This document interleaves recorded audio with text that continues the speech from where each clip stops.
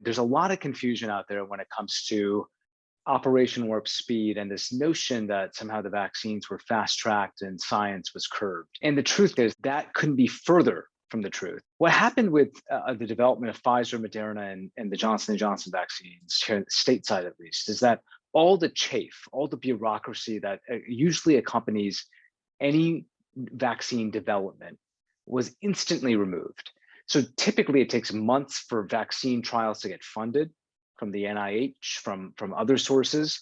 That time period got compressed down to zero. So there was no delays in cutting money from the government to fund these trials. So that's one reason why this process happened quickly. The second reason was it takes usually months, if not years, to actually enroll people into phase 1 to 3 clinical trials.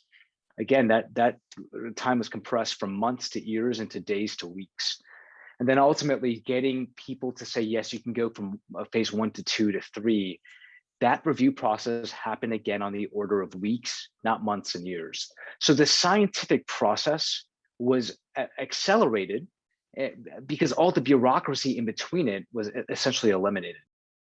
This is the most widely studied biologic in the history of the world. Okay, there's nothing that's been studied like this. I mean, we have now hundreds of millions of people who've had the mRNA vaccines and similar for the other vaccines. Nothing has been studied under this scrutiny like these vaccines, all in such a short period of time. Now, the point about people don't understand statistics, that's what's sad here. It's just the math, right? I have like a 1 in hundreds of thousands of chance of getting that side effect that I heard about that whoever had. But my chance of getting COVID and getting sick and having long COVID or going to the hospital or infecting other people, they're not even in the same ballpark or orbit. They're totally different. So people just can't get the math here. It's really unfortunate. I would urge every single person to get vaccinated. And if you get pregnant and you get COVID, you are more likely to die than someone who doesn't get COVID. You are more, every day we're seeing reports of, I just read one yesterday about a woman who was in the ICU. They ended up having to do a C-section in the ICU to save her baby, and she died. And these are very real things. So I can't impress enough upon people that when viral illnesses go bad in pregnancy, it is catastrophic. Your immune system is suppressed in pregnancy so you don't reject the fetus. Otherwise, your immune system would attack the fetus because it's got half foreign DNA. So you are in a suppressed state, and there's other things that happen that make pregnancy a uniquely vulnerable time to infections, specifically viral infections. And there are I hear from my colleagues all around the country and other countries about how their ICUs are filled with pregnant people. You need to protect yourself as soon as possible.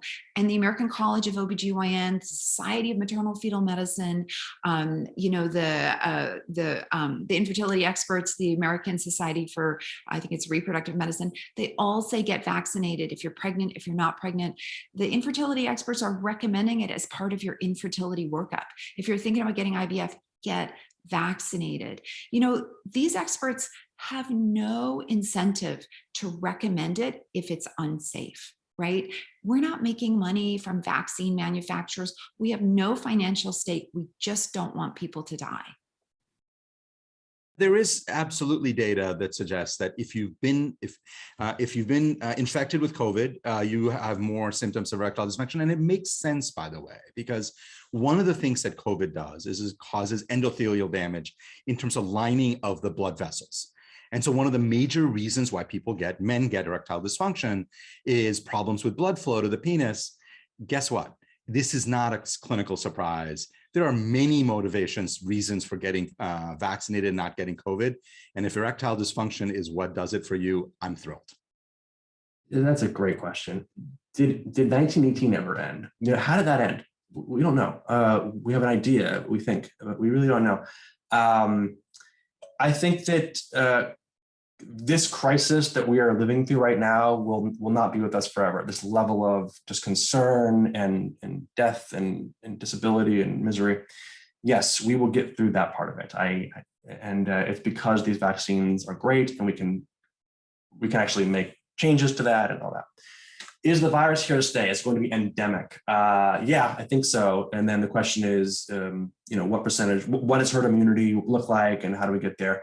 When do we get there? It's funny, back in the day, Fauci said, he said in 2020, it's like, it's gonna be a bad year. 2021 will be worse. And then maybe 2022, 2023, things will get back to normal. And I remember thinking, dude, like, that's so pessimistic.